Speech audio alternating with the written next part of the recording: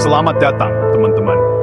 Sepanjang sejarah, manusia telah ditandai oleh momen-momen kemenangan besar dan tragedi yang mendalam. Sementara saat-saat bahagia sering dirayakan dengan kemeriahan, di dalam ruang-ruang peringatan yang khidmatlah kita benar-benar menghormati beban masa lalu kita. Tersebar di seluruh dunia adalah pengingat yang pedih tentang saat-saat ketika kegelapan mengancam untuk menelan kita. Monumen-monumen yang didirikan bukan untuk dimuliakan, tetapi untuk berfungsi sebagai gema khusyuk dari tragedi yang tidak boleh dilupakan. Dalam perjalanan mengenang ini, kita akan menjelajahi 9 monumen semacam itu, masing-masing membisikkan kisah-kisah ketahanan, kehilangan, dan semangat manusia yang gigih. Di jantung kota Berlin, Jerman, terdapat sebuah lapangan luas berisi tugu-tugu peringatan, sebuah monumen yang mengerikan namun menawan, yang berdiri sebagai pengingat nyata akan kengerian yang ditimpakan pada orang-orang Yahudi selama Holocaust.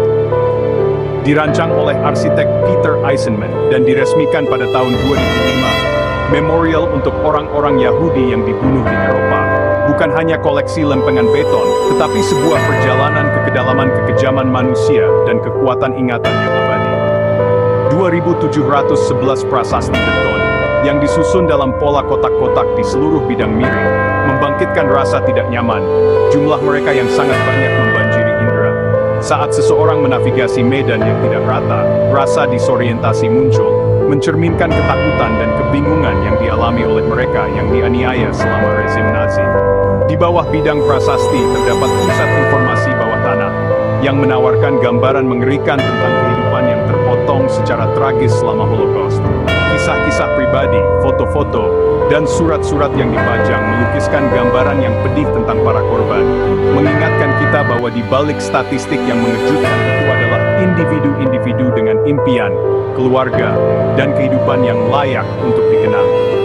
Memorial untuk orang-orang Yahudi yang dibunuh di Eropa bukanlah tempat untuk jawaban yang mudah atau penutupan yang menghibur.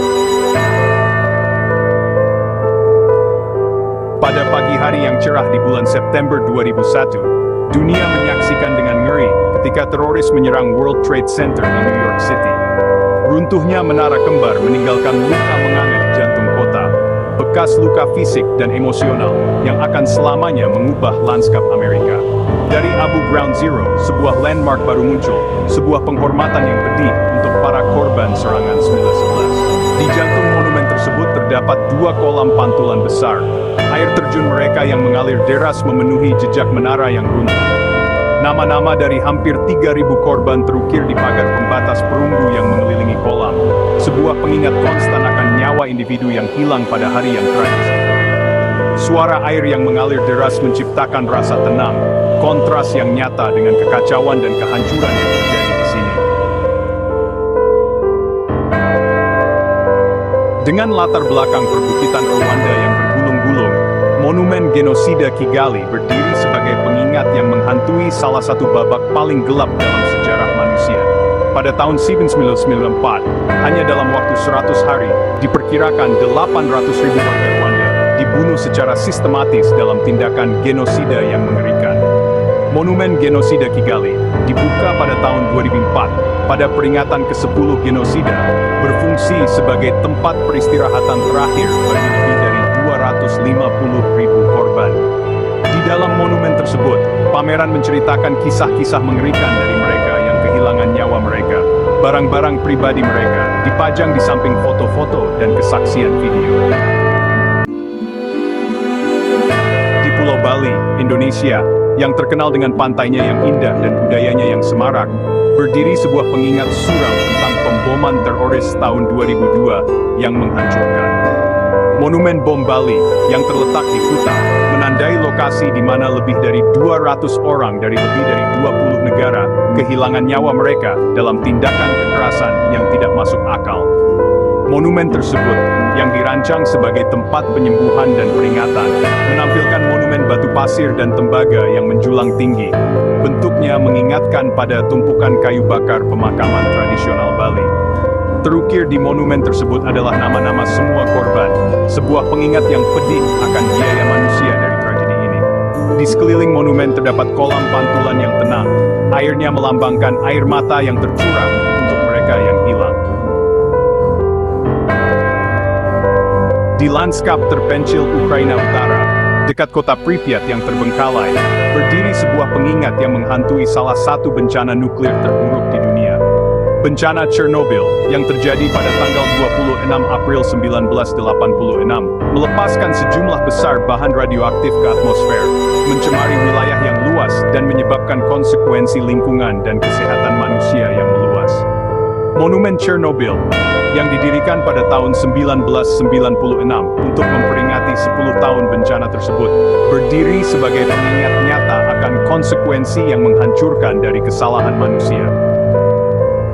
Monumen tersebut, sebuah struktur beton dan logam yang menjulang tinggi, dirancang untuk menyerupai tangan raksasa yang meraih langit, melambangkan biaya manusia dari bencana tersebut dan upaya berkelanjutan untuk menahan dampaknya. Di dasar monumen, sebuah plakat bertuliskan nama-nama petugas pemadam kebakaran dan responden pertama lainnya yang mempertaruhkan nyawa mereka untuk mengatasi bencana tersebut. Pada tanggal 26 Desember 2004, tsunami dahsyat yang dipicu oleh gempa bumi dahsyat di lepas pantai Sumatera, Indonesia, menyapu Samudra Hindia, meninggalkan jejak kehancuran. Provinsi Aceh di Indonesia termasuk yang paling terpukul, dengan seluruh komunitas pesisir tersapu oleh ombak yang kuat.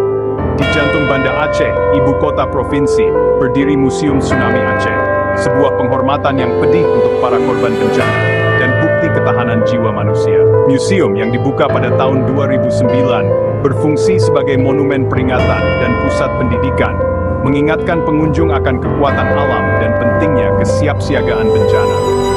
Nama-nama lebih dari 170.000 korban tertulis di dinding museum, sebuah pengingat yang memilukan akan biaya manusia dari bencana tersebut. Di jantung Gwangju, Korea Selatan, terdapat sebuah pengingat yang pedih tentang perjuangan untuk demokrasi dan hak asasi manusia yang mengguncang bangsa itu pada tahun 1980. Pemberontakan Gwangju, sebuah pemberontakan rakyat melawan pemerintah otoriter, disambut dengan kekerasan brutal yang mengakibatkan kematian ratusan warga sipil.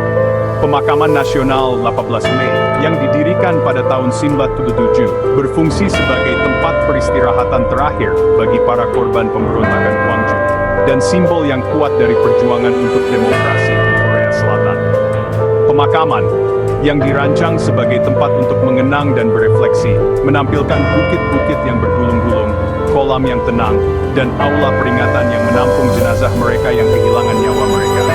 Aula peringatan, ruang yang khusyuk dan kontemplatif, menampilkan pameran yang menceritakan kisah pemberontakan Gwangju, dari asal-usulnya sebagai protes yang dipimpin mahasiswa, hingga penindasan brutal oleh militer. Di jantung kota Dublin, Irlandia, sebuah monumen peringatan yang menghantui berdiri sebagai pengingat nyata akan salah satu babak paling gelap dalam sejarah bangsa, kelaparan hebat. Dari tahun 1945 hingga 1952, Irlandia dilanda awar kentang, penyakit yang memusnahkan tanaman kentang, makanan pokok untuk sepertiga populasi. Monumen peringatan kelaparan Irlandia, yang terletak di tepi sungai Liffey, adalah penghormatan yang pedih untuk 1 juta orang yang tewas selama periode tragis ini. Monumen tersebut, yang dirancang oleh seniman Rowan Gillespie, menampilkan serangkaian patung perunggu yang menggambarkan sosok-sosok kerangka. Tubuh mereka yang kurus kering merupakan pengingat yang menghantui akan dampak buruk dari bencana kelaparan tersebut. Sosok-sosok itu membeku dalam berbagai tahap penderitaan dan keputusasaan, mewakili pria, wanita, dan anak-anak yang tak terhitung jumlahnya yang kehilangan nyawa mereka karena kelaparan dan penyakit. Terletak di tengah perbukitan Bosnia dan Herzegovina Timur, monumen dan pemakaman Srebrenica Potocari untuk korban genosida 1995 berdiri sebagai pengingat khusyuk akan kengerian pembersihan etnis dan pentingnya untuk tidak pernah melupakan para korban genosida. Pada bulan Juli 1995, menjelang akhir Perang Bosnia, Srebrenica, sebuah kota yang ditetapkan sebagai zona aman PBB, menjadi lokasi pembantaian yang mengerikan. Lebih dari 8.000 pria dan anak laki-laki Bosnia dibunuh secara sistematis oleh pasukan Serbia. Bosnia, mayat mereka dibuang di kuburan massal dalam tindakan genosida yang terencana. Monumen Srebrenica Potocari yang didirikan pada tahun 2003 berfungsi sebagai tempat peristirahatan terakhir bagi para korban genosida Srebrenica dan simbol yang pedih dari warisan abadi tragedi ini. Monumen tersebut, yang dirancang sebagai tempat untuk mengenang dan berefleksi, menampilkan pemakaman yang luas dengan deretan batu nisan putih, masing-masing menandai kuburan korban yang teridentifikasi. Dari jantung kota-kota yang ramai hingga lanskap tenang yang diwarnai tragedi, monumen-monumen ini berdiri sebagai pengingat yang kuat akan kerapuhan perdamaian dan kekuatan abadi jiwa manusia. Mereka menantang kita untuk menghadapi babak-babak tergelap dari masa lalu kita, untuk belajar dari kesalahan-kesalahan yang menyebabkan penderitaan yang tak terbayangkan, dan untuk bekerja tanpa lelah menuju masa depan, di mana kekejaman seperti itu tidak akan pernah terulang lagi. Monumen-monumen ini bukan hanya struktur batu dan baja, tetapi bukti hidup dari kekuatan ingatan. Mereka mendesak kita untuk mengingat para korban, untuk menghormati hidup mereka,